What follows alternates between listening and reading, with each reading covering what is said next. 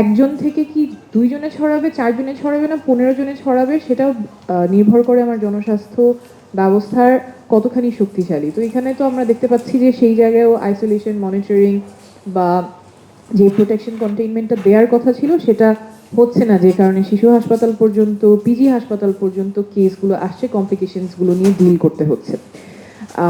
তো আসলে বাস্তবতাটা যে এই ভ্রমণ ব্যবস্থাতেও you are left to pick up the pieces. আমাদের যে ইনস্টিটিউশনগুলো আছে those are are last resort, যেখানে একদম শেষ পর্যায়ে হলেও you are coming up with isolation wards, you are coming up with steps যেটা আমাদের শিশুদেরকে এত কমপ্লিকেশন থেকে হলেও বেঁচে ফিরিয়ে নিয়ে আসছেন, কন্টেইন করার চেষ্টা করছেন। তো এইখানে সিস্টেমস ইনস্টিটিউশনস হয়তো আস্তে আস্তে দে উইল স্টার্ট রিঅর্গানাইজিং দেমসেলস, আস্তে আস্তে স্ট্রেনথেন্ড হবে।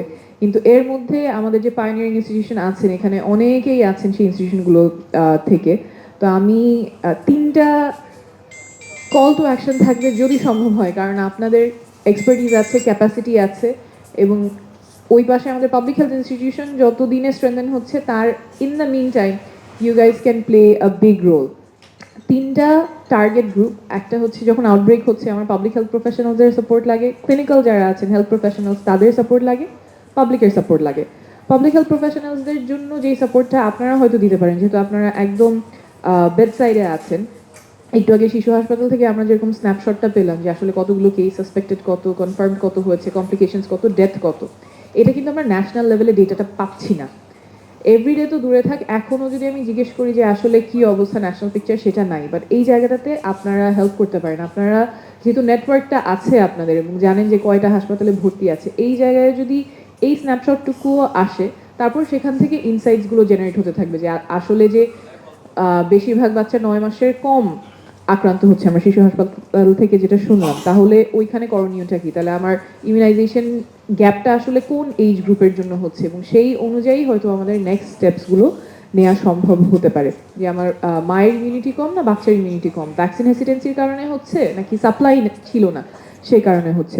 তো আমার মনে হয় যে এই জায়গাগুলোতে একটা নেটওয়ার্কের মতো তৈরি করা, যেখানে রেগুলার ইনসাইটসগুলো এক্সচেঞ্জ করা যাবে, এবং এই যে স্ন্যাপশটগুলো আমার মর্টালিটি কি, মরবিডিটি কি, কমপ্লিকেশনস কেমন, সেটা যখন পাবলিক হেলথ প্রফেশনাল জানতে পারবেন, পরবর্তী আউটব্রেকের জন্য যেমন সুবিধা হবে, কারেন্ট আউটব্রেকের জন্য সুবিধা হবে। কারণ আউটব্রেকটা তো আলটিমেটলি পাবলিক হেলথ প্রফেশনালস পরেরটা ম্যানেজ করবেন, কারেন্টটা তো আপনারা ম্যানেজ করতেছেন ক্লিনিক্যাল হেলথ প্রফেশনাল। সো আউটব্রেকের ক্ষেত্রে এখন আমার উপজেলা স্বাস্থ্য কমপ্লেক্সে যে ডাক্তাররা আছে, পুরো বাংলাদেশে যে ডাক্তাররা ছড়িয়ে আছেন, তাদেরকে কুইকলি কিভাবে ট্রেন আপ করা যায় যাতে করে এই মিজলস আউটব্রেকটা সম্বন্ধে তারা অ্যাওয়্যার হতে পারেন এবং অ্যাপ্রোপ্রিয়েট অ্যাকশনস তারা নিতে পারেন। Again there is a lot of expertise around this round table.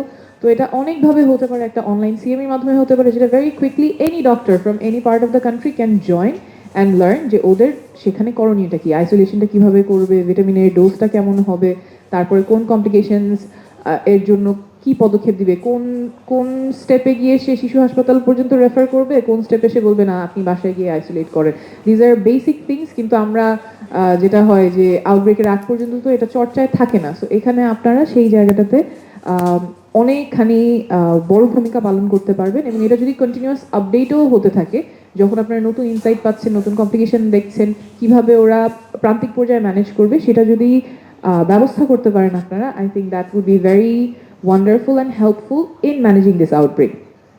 Lastly, public health কমিউনিকেশনের ক্ষেত্রেও আপনাদের একটা বড় ভূমিকা থাকবে, কারণ এই সময় মা বাবারা খুবই শঙ্কিত।